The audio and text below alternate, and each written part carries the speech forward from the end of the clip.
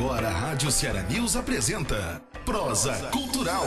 Um bate-papo sobre cultura, artes visuais, teatro, cinema, conversa sobre o cenário artístico e cultural do estado do Ceará. Convidados, design, dança e muito mais. Prosa Cultural, com Wilma Farias e Maiara Angel.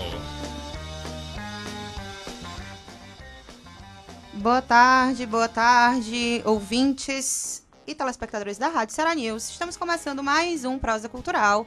Hoje, terça-feira, dia 28, semana aí já está começando de boaça. E a gente está aqui hoje com um tema muito legal. Vamos falar sobre teatro. Vamos falar aí sobre um pouquinho sobre a cena cultural de teatro aqui em Fortaleza. E aqui do meu lado esquerdo eu estou com Wilma Farias, sempre apresentando o programa comigo. Boa tarde, Will. Olá, boa tarde. Como é que você está? Estamos bem aqui, animados com essa terça-feira. Nosso primeiro convidado do programa oficialmente hoje. Vamos cortar aqui a câmera para ele, Andrei. Oi, Andrei, seja muito bem-vindo. Boa tarde, tudo bem? Tudo jóia. Vamos lá. Então a gente vai conversar hoje um pouquinho sobre... Deixa eu tirar aqui o nomezinho do Andrei. Que tá aqui, vamos lá.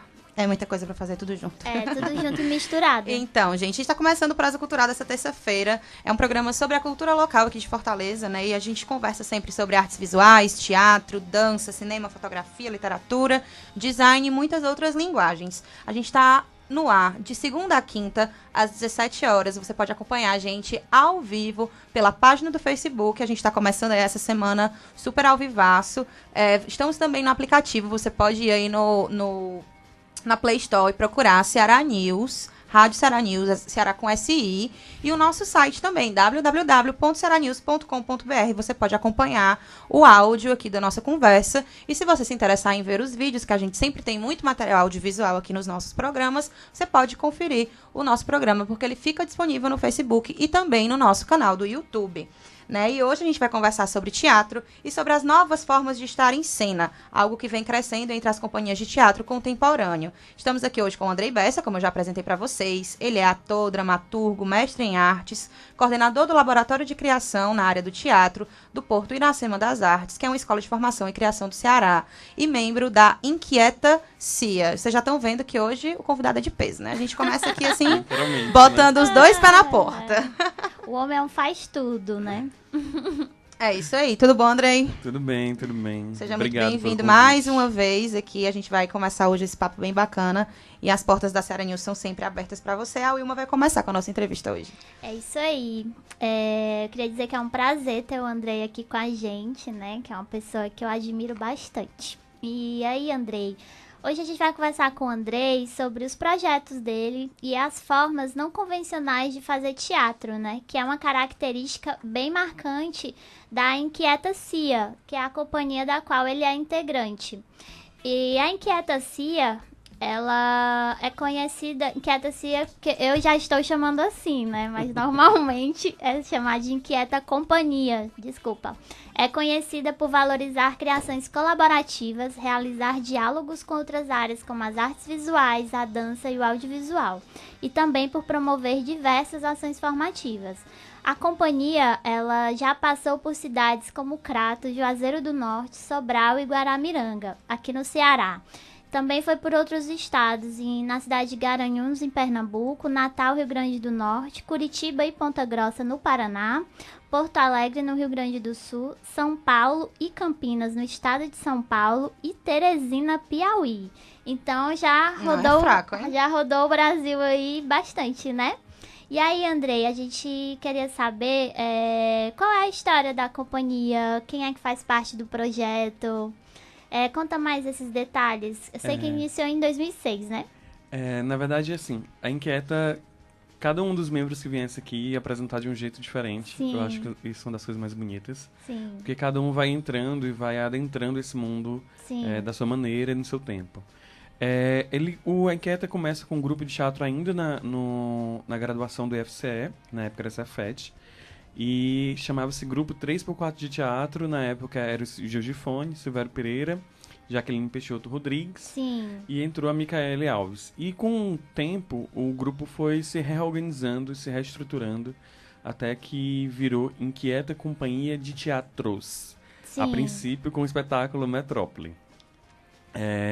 Nesse espetáculo é quando eu entro oficialmente no grupo, assim. A gente era muito amigo de Lili de Corredor, eu tinha vários grupos na época.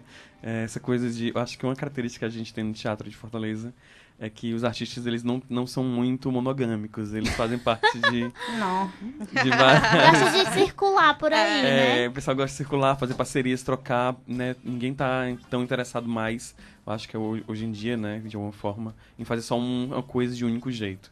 Sim. E aí, com o Metrópole, a gente entra mais vertiginosa, de uma forma mais profunda nessa pesquisa. Na época, a gente ainda assinava como Inquieta Companhia de Teatros, muito pensando nessa pluralidade do teatro já de então, de cara, e inquieto porque a gente sempre pergunta, a gente começa qualquer criação com o que está nos inquietando hoje, né? Sim. Assim, e hoje Uma ótima pergunta isso. É uma boa pergunta. o que te inquieta, o que te movimenta, né? Então, o nome é bem sugestivo. Bem né? sugestivo, Falando bem pra muito isso. dessa inquietação, assim, dessa forma de vocês tratarem o teatro dessa forma mais contemporânea, né? Explica pra gente, assim, essa diferença um pouco do teatro mais tradicional com essas inquietações que vocês estão trazendo, porque uma das inquietações de vocês é justo questionar esses lugares de estar no teatro, né?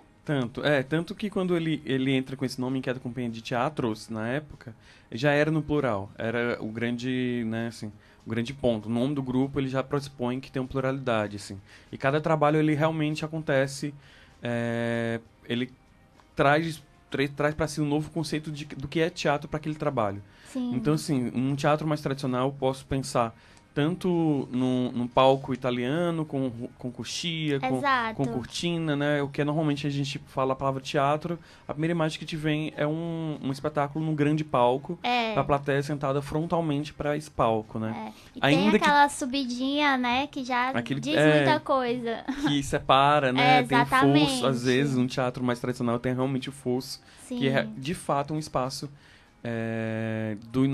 eu, quando artista, não toco em você enquanto espectador, né?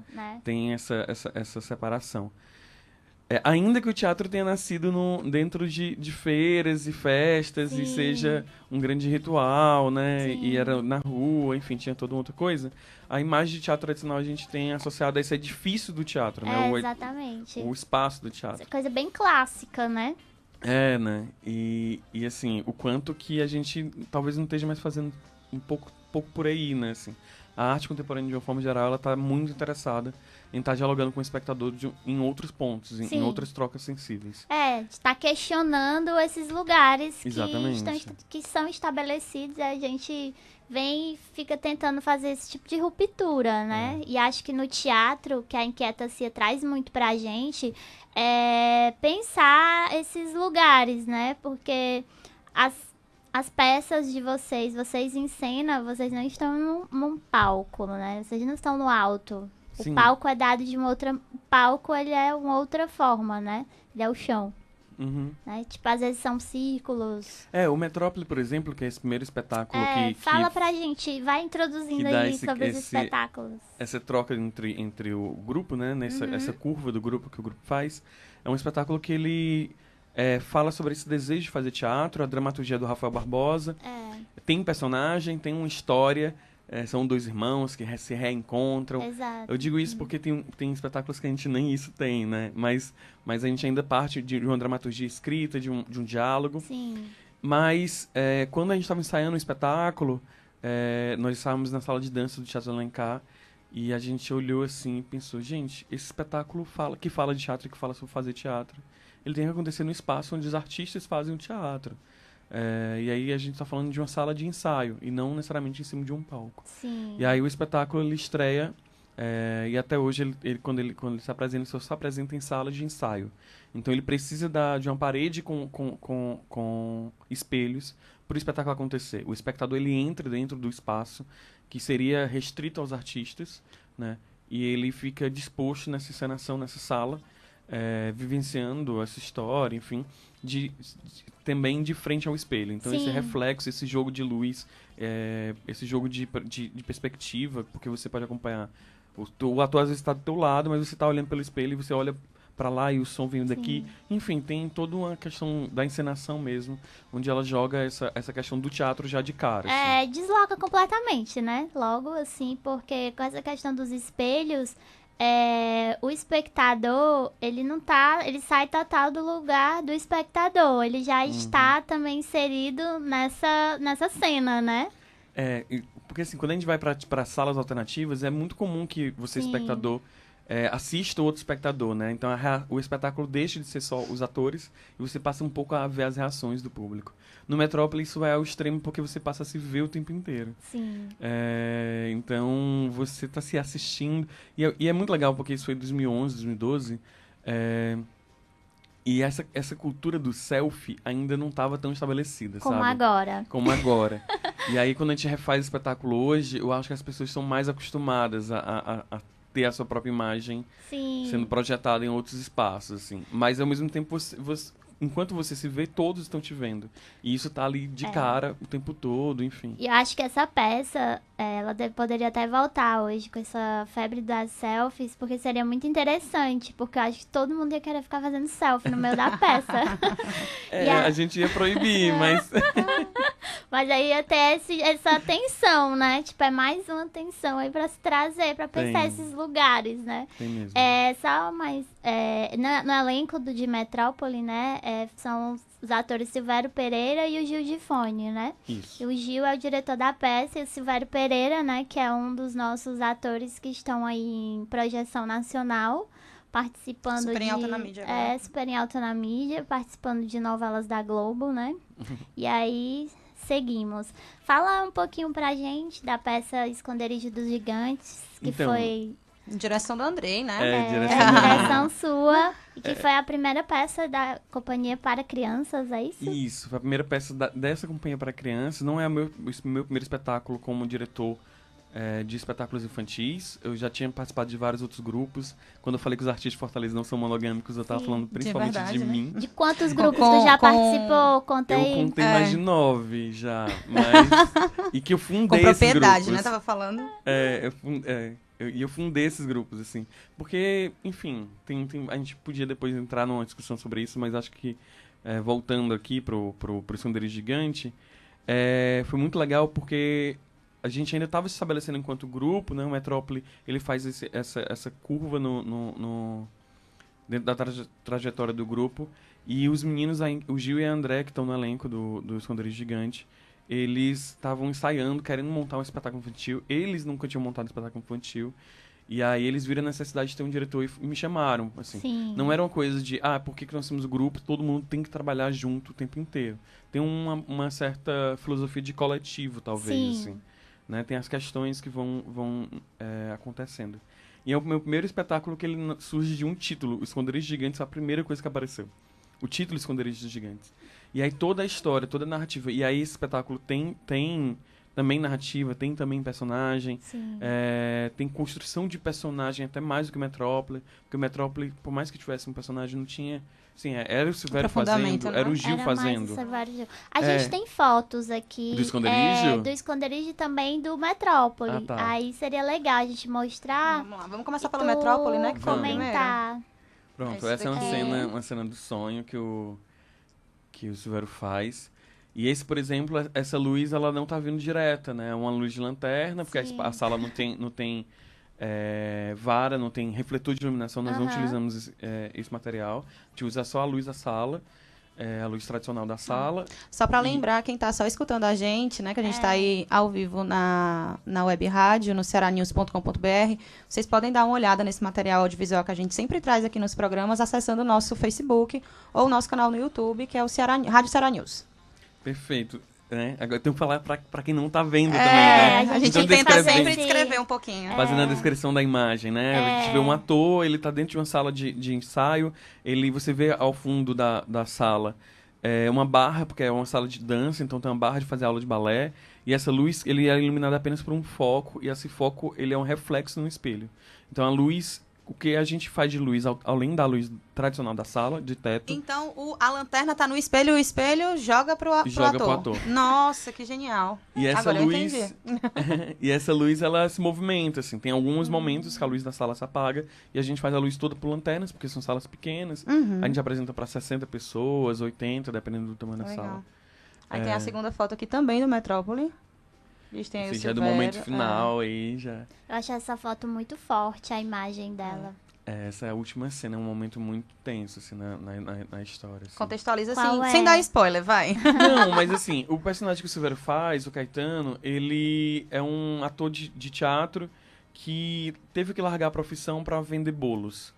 Né? Então, isso também é uma outra coisa que é muito atual. A né? peça é muito interessante porque ela traz muito essa questão não só de quem decide viver de teatro, né? Mas quem decide viver na área da cultura, né? Nas áreas das artes e de um modo geral. Que passa muito Representa por esses totalmente desafios. a galera de humanas. Largar tudo pra vender. Pra vender bijuteria bolo, na praia. vender miçangas. E aí e a dificuldade de você se manter, né? Assim, profissionalmente nesses... Né, com certeza. Na cultura, né, é bem... É um desafio diário, né? Todo dia é um 7-1 diferente pra gente. É um 7-1, verdade. Mas a gente pode virar o jogo. A gente sempre pode virar o jogo, porque nós somos resistentes. E o espetáculo fala sobre isso, fala sobre esse reencontro, Sim. fala sobre voltar a fazer teatro, voltar a habitar seus próprios monstros, enfim. E aí, nesse momento, é um momento mais final, onde o personagem do Silvério, ele realmente... Voltar aqui a foto.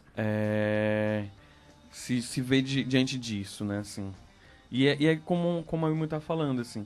A gente fala de teatro, a gente tá numa sala de teatro, mas a gente tá falando das relações. Sim. A gente tá falando dessa dificuldade de manter um sonho, né, de lutar. Desse momento do Brasil, esse espetáculo foi feito antes do golpe, então tem um outro contexto. Sim. Né? Hoje em dia eu acho que a coisa seria muito mais crítica, enfim. Sim, e é muito essa questão da resiliência, né? Do estar resiliente na vida, né? Que eu acho que traz muito isso. E aí, voltando agora... Por esconderijos gigantes. Vou tentar ser algo mais lúdico, né? Uma coisa infantil, né? Uma coisa falar colorida. de amizade, de coisas boas, né? O Esconderijo Gigante, aí na foto, inclusive, nós vimos o Edmar Cândido, que é o stand-in do Gil. Aí foi no Festival de Guaramiranga do ano passado, um festival muito importante aqui do estado, por ser também um festival de teatro nordestino, né, assim, Sim. afirmar isso, não ser uma cultura do sudeste, do sul. Sim. E aí o Esconderijos Gigantes, ele nasce nessa tentativa de falar sobre o encontro entre os diferentes. Sim. E é uma perspectiva de teatro infantil que eu trago já dos outros trabalhos e de pesquisas, assim, que não precisamos fazer um espetáculo infantil que tenha um vilão e que seja tudo certo e errado, sabe? Sim.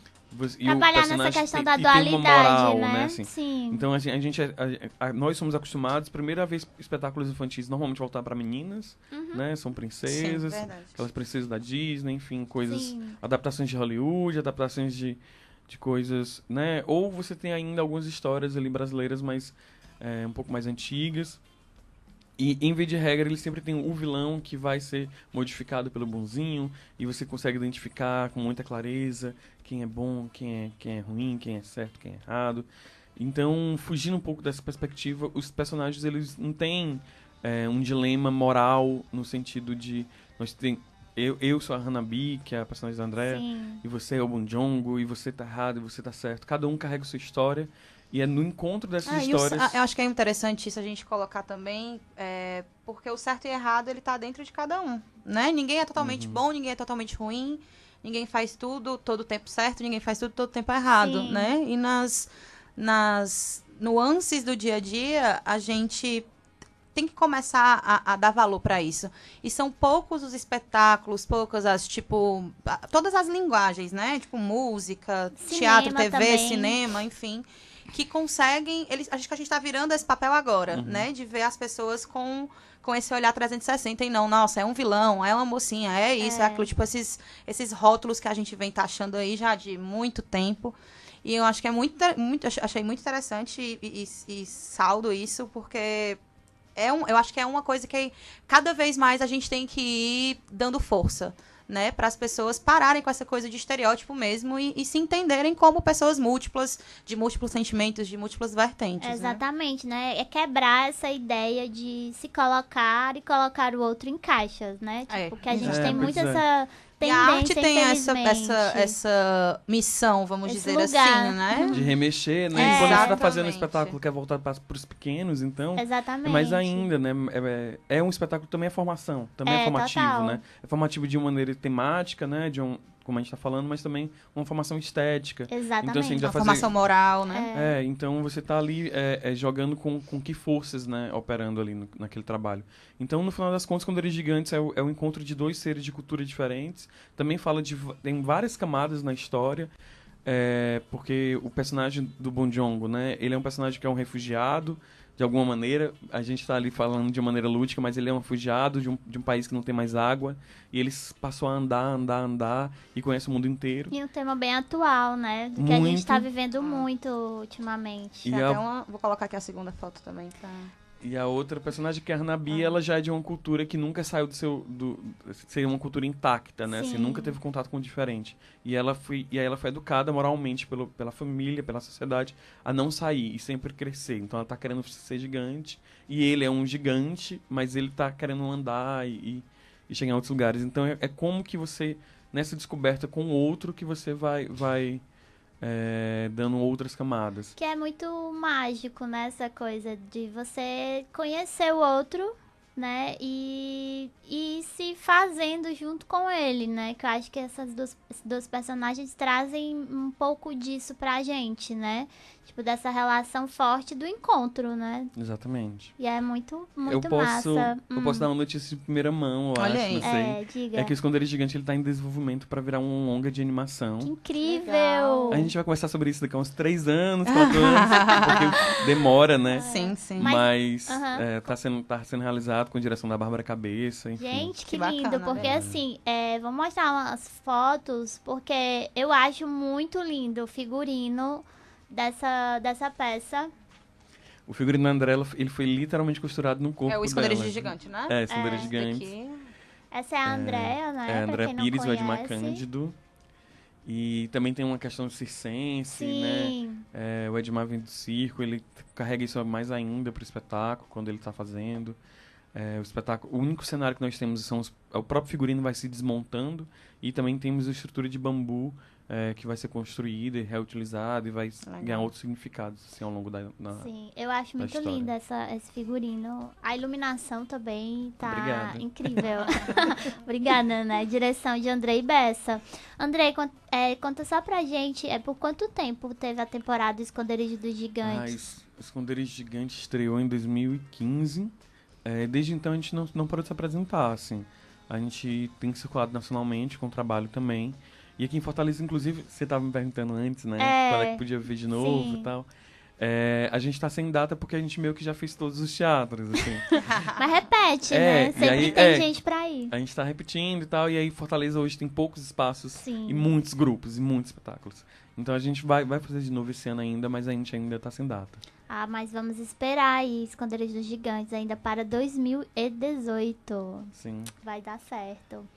E aí, agora a gente Temos podia... a terceira peça, né? Pra frente o pior. A gente também tem algumas imagens aqui. Fala pra gente, porque esse é o teu projeto que tu tens estado mais envolvido, né? Ultimamente. E trabalha várias questões aí bem interessantes pra gente conversar. Esse nome já é maravilhoso, né? Tipo, já dá aquela dor assim no coração. É. Nossa, pra frente o pior. O projeto, ele tem 3 temporadas já, né? Desde 2016, 2017, agora em 2018. E a última apresentação foi agora, dessa temporada, foi agora em julho, né? Isso. Desse ano. E aí, conta pra gente como que é esse projeto. O Pra Frente Pior, ele vai ser talvez o nosso trabalho mais... do limite entre as artes, né? Entre as linguagens das artes, assim. Se a gente está falando de teatros, outro tipo de teatro contemporâneo, o Pra Frente Pior é o que vai questionar isso de uma maneira mais direta, assim. E aí, voltando para a questão temática, assim, o título, né? Assim, o título, ele já é, do meu ponto de vista, a sinopse do espetáculo, assim. Essa informação é Pra Frente o Pior, literalmente, assim. Então, o espetáculo, ele é um espetáculo, eu gosto de dizer que é um espetáculo com atores fazendo uma dramaturgia que é escrita para dança e que, na verdade, é um espetáculo, um trabalho de performance. Então, é um trabalho que dialoga essas 3 linguagens de maneira muito forte. Então, nós somos 6 pessoas em cena, não temos personagem, não temos textos, tirando um texto inicial de prólogo, e que nós damos as mãos e que nós não soltamos essas mãos e vamos caminhar em busca do nosso pior e andar sempre para frente. E a gente fica de 45 minutos, 50 minutos nessa ação. E lógico que do encontro, da impossibilidade de ir, né, da tensão entre os corpos, do choque entre os corpos, nasce e surge muita coisa. Mas surge a partir sempre desse encontro, desse embate, assim. São as mãos que não... Eu que estou muito cansado, não consigo mais, sou carregado, ou carrego todos para as costas, ou eu barro o grupo. Enfim, e aí vão acontecendo uma série de atritos entre os corpos. Em cena, performado em cena, e muito próximo. O espectador ele está de frente pro nosso linóleo, né? Assim, tipo um passarela de alumínio, assim. Sim. O espectador ele vê aquilo de uma forma muito, muito próxima, assim. Ele sente o cheiro do suor, né? Assim, é muito na carne mesmo, assim. A experiência de corpo, de fato, né? O Pra Frente Pior, enquanto espetáculo, ele surge de uma frase que é o corpo em final de festa, quando a gente participou do laboratório do teatro do Porto Iracema em 2015. E aí a gente ficou se perguntando muito, que corpo é esse no final de festa? Que corpo é esse no final de festa? E aí no final a gente ficou se perguntando, que festa é essa que a gente está falando? Isso era 2015, quando tava aquela tensão toda, né? 2013 teve todas aquelas manifestações, 2015 a coisa já estava muito polarizada, estava todo mundo muito desacreditado.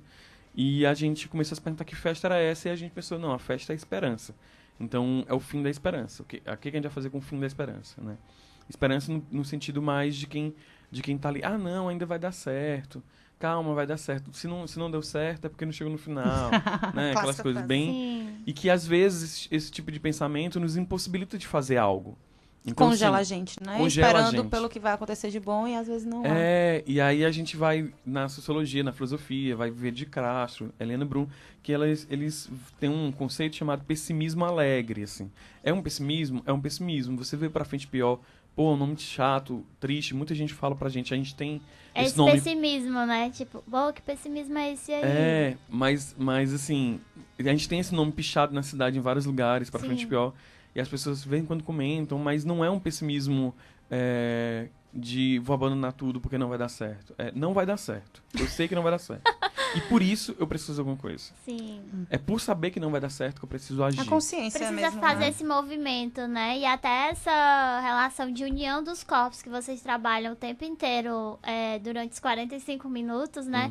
Diz muito isso, né? Tipo, é pra frente pior, tá muito ruim, mas algo aqui tá dizendo que esses corpos precisam se unir, precisam se levar, né? Eu acho que tem muito esse embate mesmo de fazer uma presença, né? De estar presente não só no palco, mas na vida e para o que está acontecendo, né? Sim. É bem isso. Eu acho que por conta disso, a pesquisa acabou desenvolvendo... Teve muito material que não foi pra cena, né? A gente optou por fazer só essa ação. E aí a pesquisa foi desenvolvendo em outros lugares, assim. E eu hoje já não consigo mais nem dizer quantas outras obras foram criadas a partir do Pra Frente Pior, porque foram muitas performances, muitos vídeos, a gente fez 2 instalações, uma instalação lá no BNB, uma instalação performática no BNB, onde a gente criou várias performances lá na instalação no ano passado. Fala de uma dessas instalações e dessas performances que eu lembro que teve uma que era de água. É o Pajeú. Que era do Pajeú, exatamente. Fala um pouquinho dessa do Pajeú pra gente. Então, o Pajeú, por exemplo, né, é uma tentativa de reperformar o Rio que é um dos fundantes de Fortaleza. Fortaleza só se desenvolveu porque tinha esse rio que era com águas limpas, que dava para ter uma sociedade ao redor. E o rio, hoje em dia, é um rio subterrâneo, virou um grande esgoto, né? Passa por baixo do asfalto, tirando 2 ou 3 pontos na cidade que você vê o rio. Então, a gente vai até esses pontos, recolhe a água em garrafões de 20 litros, nós somos 6 performers, e então são 6 vezes 20, dá 120 litros de água do Rio Pajeú, e nós performamos esse impulso do rio, dessa água... jorrar por esse garrafão e sobressair pelo asfalto, né? A gente faz isso em cima do Rio Pajeú, em asfaltos, em ruas, em praças que estariam com o rio Pajeú passando por baixo, né? Sim. Então, são águas que a gente não toca, a gente não deseja, né? Viram um esgoto. E enquanto performance, a gente propõe dar um novo pulso, assim, para esse rio, né? Assim, que é... E que é algo bem de intervenção, né? É. Tipo, de intervenção na cidade, que é mais uma vertente que a Inquieta-se se envolve, né? O Pajeú é bem forte, assim, de fazer. Sim, e o Pajeú, assim, que ele é algo bem importante na cidade, mas pouco comentado, né? Uhum. E que alguns artistas também já estão lançando olhares para ele, como a Cecília Andrade, que tem uma Incrível. pesquisa muito bacana sobre o Rio Pajeú, e ela estará aqui com a gente. Ai, que legal. Em breve. A gente já fez uma conversa, a gente com ela, a pesquisa Exatamente. dela é incrível. Ela é muito ótima linda. e ela vai estar aqui proseando com a gente daqui a alguns dias. Não vou revelar o dia porque vai ser surpresa. E aí, por exemplo, uma outra performance que a gente fez que foi muito legal, que foi pessoas cavando seu próprio fim. A gente juntou essa ação do Pra Frente Pior, que são 6 pessoas andando de mãos dadas. A gente fez uma oficina, performance, e aí a gente juntou com mais 35 pessoas, então ficaram 35 pessoas de mãos dadas, andando durante 3 quilômetros por Fortaleza, e performando esse fim. A performance a gente não sabia quanto tempo ia durar, durou mais de 3 horas. Eita! E essas pessoas se jogaram e a gente teve esse grande corpo coletivo andando pela Praia de Iracema, ali do Dragão no Mato até o Espigão, e atravessando rodas de capoeira, atravessando culto, atravessando trenzinho com bichinho, crianças correndo. Trenzinho do Fofão e do Homem-Aranha. Exatamente. Deve ser muito interessante, né? Porque realmente é essa coisa do intervir na cidade, né? Realmente é dizer, ó, esses corpos aqui estão querendo chamar atenção para alguma coisa. Que coisa seria essa? Uhum. Meio que esse embate. Não, com certeza. E é isso que nos interessa, né? Não é estar só fechado dentro de uma sala, mas criar outros tipos de encontros, assim. Então, do Pra Frente Pior, surgiu várias performances, como essas duas que eu comentei, alguns vídeos, alguns experimentos de áudio que a gente saiu resgatando depoimentos. Teve essa instalação no BNB, que juntou um monte desse material, mas não todos. A gente tem um arquivo do Pior, que é ligado à revista Vazantes da UFC. Do programa de pós-graduação em artes, exatamente. Né? Que aí lá a gente consegue fazer um apanhado de várias coisas que a gente fez até o ano passado. Sim. Mas durante esse ano já foi criado outras coisas, como agora semana passada, quer dizer. A gente abriu a exposição Ainda Pior de Novo, que é uma exposição fotográfica.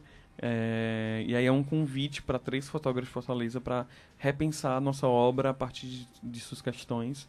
Então tem o Felipe Acácio, que vai a gente faz uma ação na Sabiaguaba. Sim. E ele registra isso. O Luiz Alves, que a gente vai pro Sapiranga, pro meio do mangue, assim.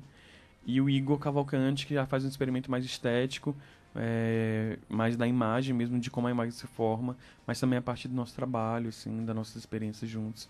E aí tem isso, a exposição está em cartaz lá no Salão das Ilusões, fica até o dia 29 de setembro. A gente vai ter algumas ações ao longo dessa exposição. Semana passada, na abertura, a gente teve várias performances. Sim.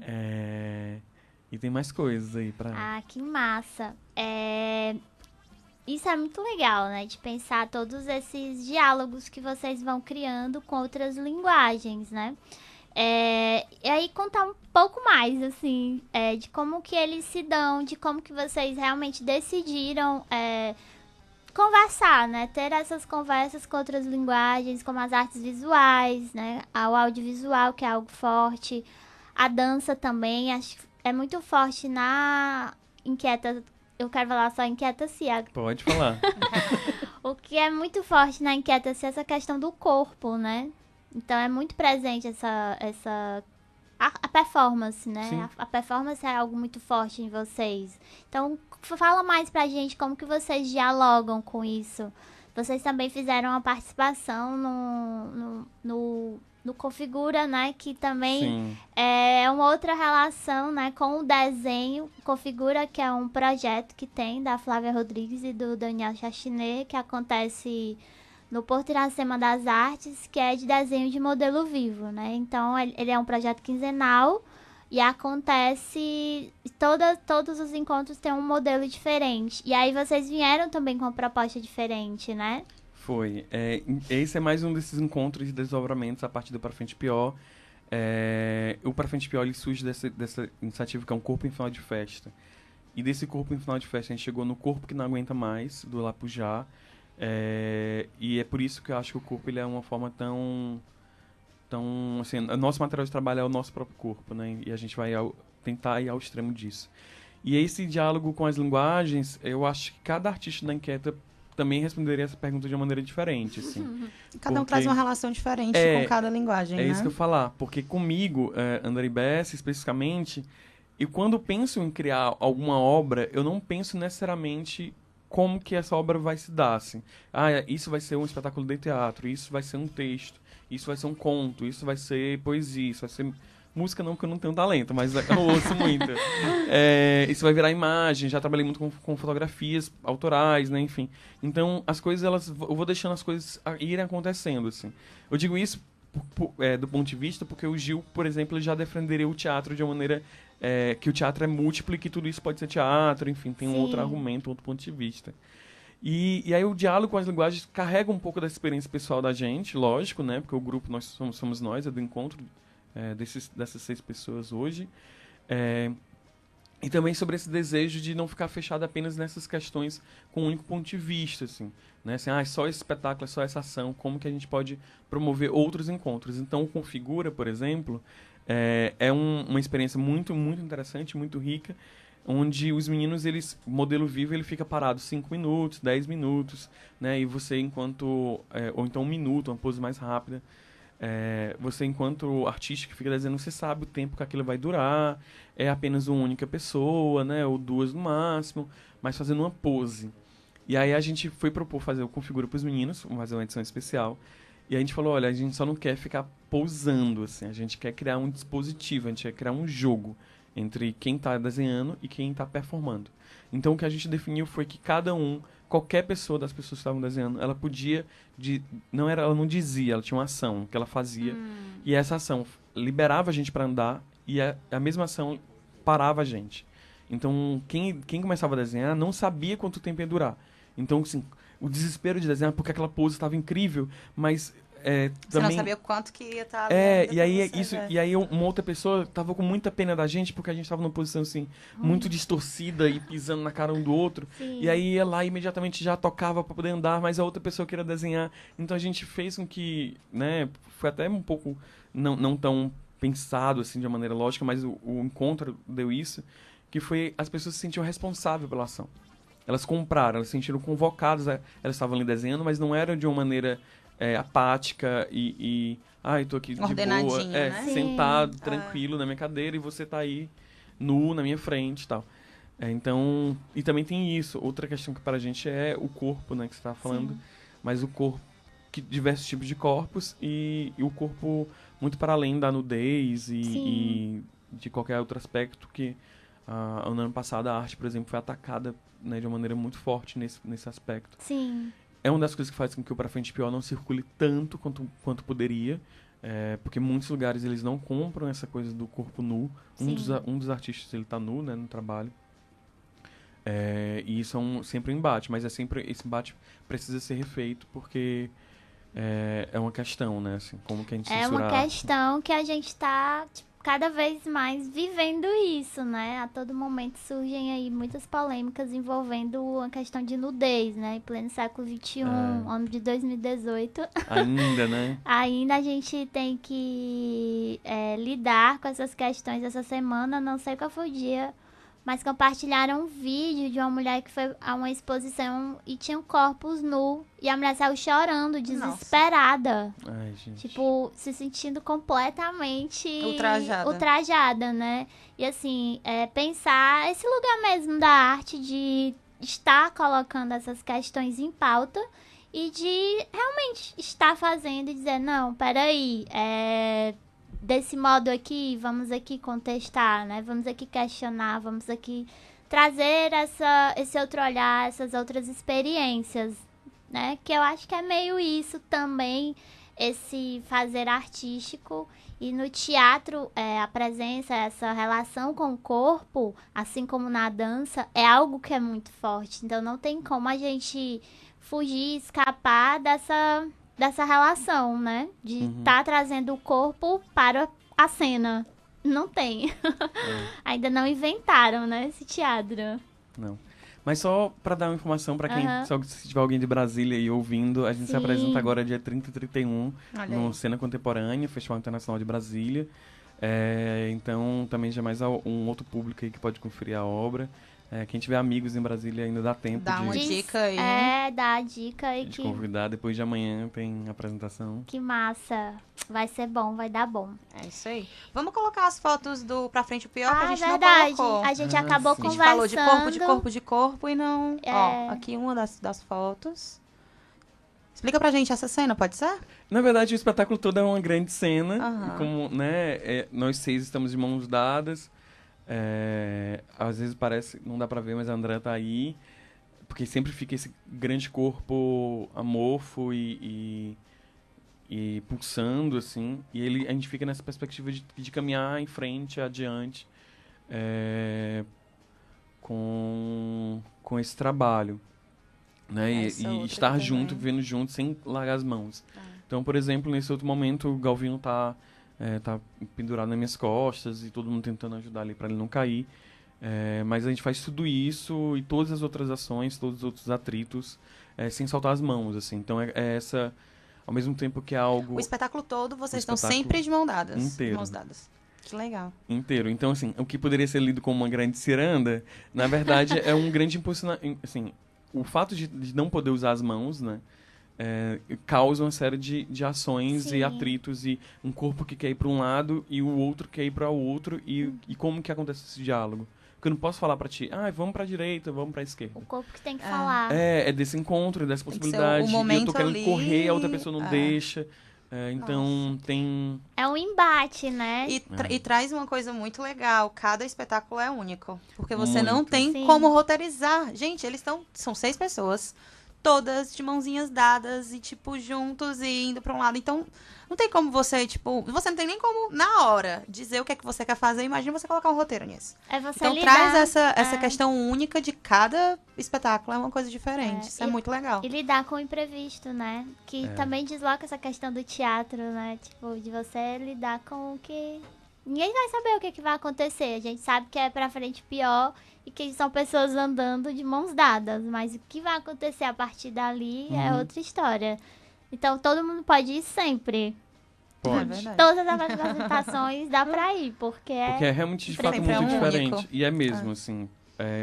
E isso faz... várias coisas acontecem para fazer isso. Tem essa estrutura dramatúrgica que você está comentando, que é impossível roteirizar. É impossível roteirizar esses corpos. A gente tem possibilidades, então tem a possibilidade de subir, tem a possibilidade de... Mas não tem a hora que vai acontecer, como vai acontecer, quem vai acontecer. E também tem como que o performer está naquele momento, né? Assim, quando a gente apresentou isso, a gente estreia no começo de abril de 2016. Quando a gente apresenta logo depois do impeachment, né? Do golpe, tem outra camada, tem outras memórias. Então, quando a gente faz em Campinas, que é uma cidade que a gente não conhecia ninguém, ou em Teresina, que já era um outro espaço. Então, assim, em cada lugar também a estrutura, se o chão é de madeira, nós conseguimos fazer muito mais coisas. Se o chão é de cimento, aquele chão impossibilita da gente cair tanto. Então tem esse diálogo também físico. Com o espaço. Tem o diálogo do corpo do performer, como o corpo está naquele dia. Às vezes você está meio doente, não está tão disposto. Tem dias que você está muito mais disposto. Então, é realmente impossível de prever. Muitas vertentes, né? Tipo, muitos porquês e coisas diferentes que influem no resultado final. Isso é muito legal. É isso aí. E é isso, gente. O Andrei falou aqui várias coisas pra gente sobre os projetos dele, da Inquieta Cia. E uma curiosidade ainda sobre a Inquieta é que, além desses projetos, dessas peças, eles realizam formações, né? Eles têm esse compromisso, digamos assim, de pensar que ator é este que estamos formando, né? É uma das inquietações de vocês. Sim. E aí, fala pra gente um pouco desses momentos de formação que vocês realizaram. Eu sei que teve a residência para formação de atores no ano de 2014, que se chamava Habitat de Atores, né? E que vai ter uma outra edição. E também teve o projeto Dramaturgia, Então, fala um pouquinho pra gente desses projetos, como que eles se desenvolvem. Eu acho que o Habitat de Atores em 2014 foi um projeto muito importante para definirmos nós mesmos como artistas e o grupo, para quem participou de alguma forma. Porque ali naquele momento, tava eu e o Gil e a André, nós éramos professores substitutos em algum curso superior de teatro ou dança. A André estava na dança na UFC, o Gil estava no teatro na UFC, eu estava no teatro na UFCE. E a gente estava se questionando muito, nós todos somos formados em teatro, e a gente estava se questionando muito sobre essa formação, os espaços formativos, e os espaços formativos tradicionais e os que não são tradicionais, né, assim. E como que a gente pode fazer essa formação? Então a gente via naquele momento que tinha uma formação, tinha alguns cursos para formação básica, para quem estava começando a fazer teatro, a estar na arte, e tinha os cursos superiores. Então tinha uma lacuna aí, ou então um momento de experiência que era de fazer, né? A gente entende que o processo de criação é um processo pedagógico, é um processo formativo. E aí, para isso, a gente criou essa residência que durou 7 meses. Da residência, nós convivíamos com mais 20 artistas, atores da cidade. E dessa convivência acabou surgindo 3 espetáculos.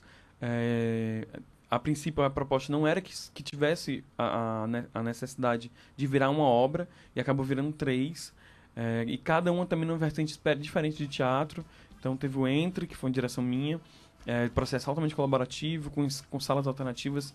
Era um espetáculo que acontecia em 2 salas ao mesmo tempo, o espectador tinha que ficar só em uma delas, ele não conseguia ver o espetáculo todo, e os atores tinham que dar conta das 2 salas ao mesmo tempo. Teve 8 milhões de habitantes, que já era uma dramaturgia atual, contemporânea do Honório Félix, com direção da Andrea, e era uma experiência frontal, assim, enquanto espectador, apesar de ser uma dramaturgia bem fragmentada e diferente. E o Prometeu, que era uma direção do Gil, já era teatro arena, já era um teatro mais ritualístico, mas um ritualístico também contemporâneo. Enfim, era a desmitificação do Prometeu, enfim, uma série de coisas. E a experiência foi muito forte, e a gente individualmente carrega essa característica de sermos formadores, né? Sim. Isso vai para a companhia em vários lugares. Então tem essa residência. Em 2016 a gente faz o projeto de dramaturgia, que já era específico para dramaturgia, e dramaturgia de um ponto de vista ampliado, não apenas a escrita de textos em páginas, mas diversas formas de escrita e de composições. E aí tem a ver um pouco com a minha pesquisa no mestrado também, mas também as pesquisas dos meninos. E a gente vem elaborando esses espaços formativos em vários lugares, e esse ano deve sair ainda no final do ano o Habitat número 2, o início do Habitat número 2, que vai finalizar a próxima ano. Então tem muita coisa ainda aí para ser muita feita. coisa acontecendo. E aí a gente vai finalizando, né? Seguindo aqui o caminho para finalizar. O Andrei falou várias coisas bacanas e massas sobre a Inquieta CIA, sobre os trabalhos que eles realizam, né? Que é algo bem... Pra mim é muito essa questão da experiência do corpo e muito experimental também, né? Eu acho que isso é muito forte em vocês, principalmente esse posicionamento mais político diante da vida e da sociedade, né? Então, a gente vai continuando aqui falando sobre... A Mai vai falar, na verdade, porque nosso programa, ele tem um quadro que é muito legal, que é para falar sobre alencarinos que fizeram história. Uau. E aí, todo final de quadro, a gente vai trazer alguém, sobre alguém, né? Não alguém, sobre alguém, que fez história nessa linguagem, né? Que hoje a gente está falando de teatro. E fala, Mai, um pouquinho sobre a Antonieta Noronha. É isso aí. Hoje a gente trouxe a Antonieta Noronha, né, que é a dama do teatro. Ela nasceu em Sobral, no ano de 1936. Foi uma atriz negra, mulher, dedicada à arte. Antonieta Noronha encontrou na ficção o seu lugar no mundo. A atriz começou a vida profissional aos 18 anos como intérprete de radionovelas. Gente, toda vez que eu leio radionovelas, eu lembro de alguém falando que, tipo assim, nossa, como eu queria que a radionovela voltasse. E é um negócio meio, assim, né? Tipo, não é nem chegar a ser bizarro, mas interessante. Porque a gente está resgatando aí algumas linguagens, algumas artes que ficaram aí no meio do caminho, e muita gente jovem falando disso. Eu li agora e lembrei. Concluiu o curso de arte dramática na UFC no ano de 1964 e passou por vários grupos de teatro, entre eles a Comédia Cearense e o Teatro Novo. Foi premiada nacionalmente como atriz nos filmes O Amor Não Acaba às 15h30, Deixa-me Ficar e Tempo da Ira. Trabalhou ao lado de Fernanda Montenegro no Longa Central do Brasil e inaugurou o próprio teatro em Fortaleza, fundado no ano de 2004. A atriz faleceu, infelizmente, né, em 2015. Nada mais e nada menos, né? Ela inaugurou o próprio teatro. Isso é incrível. Meta de vida. É um grande nome, né, da nossa terra, que fez a cultura do nosso estado, né? E aí a gente vai finalizando aqui esse programa. Andrei, a gente queria te agradecer muitíssimo pela tua presença aqui. A conversa foi muito boa. Rendeu, viu? Eu adorei saber um pouquinho mais da Inquieta Cia, né? Desses corpos que andam por aí intervindo pelos lugares. E só lembrando que tá aberta, né, a exposição que abriu semana passada. Isso. Né? A exposição de fotografias, Ainda Pior de Novo, né? Que ela fica aberta até dia 29 de setembro, no Salão das Ilusões. Tem fotografias de Felipe Acácio, Luiz Alves e Igor Cavalcante, Isso. que fizeram vivências com vocês, não é Exatamente. isso? E aí, para quem quiser conferir a exposição, no Salão das Ilusões, fica na Rua Coronel Ferraz, número 80, no centro. Andrei, muito, muito, muito obrigada. Eu que agradeço, meninas, mesmo. É sempre muito legal e muito importante estar falando sobre arte, cultura e conversar mais. Obrigado. É verdade. E a gente vai ficando por aqui, se despedindo da Wilma, do Andrei. Falamos aí hoje um pouco sobre teatro e sobre como tirar aí também um pouco do lugar comum que a gente conhece, né, do teatro clássico, as outras formas de experimentação. E aí vou colocar aqui de novo só o Andrei na tela, porque eu vou colocar o nome dele, e o nome dele tem também os arrobinhas aí onde você pode seguir, ó. Andrei Bessa e Inquieta Cia. Se você gostou do papo, se você quer saber um pouco mais, conhecer um pouco mais, acompanhar o que eles vêm fazendo aí, dá uma conferida, que é bem bacana, tá bom? Sigam, é verdade. Eu sou Mayara de Oliveira, estive aqui com vocês hoje nesta mediação maravilhosa, desse papo incrível. Hoje, terça-feira, dia 28. Eita. Eu já tô perdida. Gente, passou da segunda-feira, eu já tô correndo pro final de semana. A verdade da vida é essa. Ela já quer a sexta-feira. sexta-feira. É verdade. Agradeço a vocês todos que estão nos assistindo, que estão nos escutando. O nosso material fica todo disponível no nosso site www.cearanews.com.br. Ele está em reforma, a gente está em manutenção, mas você pode continuar acompanhando a nossa programação. E também pode acessar as nossas redes sociais, Rádio Ceará News. Vou colocar aqui o nome do programa Prosa Cultural, que aí tem o arrobinha, Rádio Ceará News, Ceará com S-I. Vou me despedindo da Will. Obrigada, Will. Até amanhã. Muito obrigada. Estamos aqui amanhã novamente falando mais sobre cultura do estado de Ceará. Obrigada, André, de novo. Quer falar mais alguma coisa? Só isso mesmo, agradecer. Tamo juntos. Que ótimo. Obrigada também. É isso aí. Obrigada por ter aceito o convite. A gente vai ficando por aqui. E até amanhã com muito mais cultura local aqui de Fortaleza, onde a gente vai trazer aí novos assuntos para vocês. Beijos! Você ouviu Prosa Cultural. Na Ceará News, você pode tudo a todo momento. Acesse www.cearanews.com.br e acompanhe toda a programação no site e nas redes sociais. Facebook, YouTube, Instagram e Twitter. Rádio Ceará News.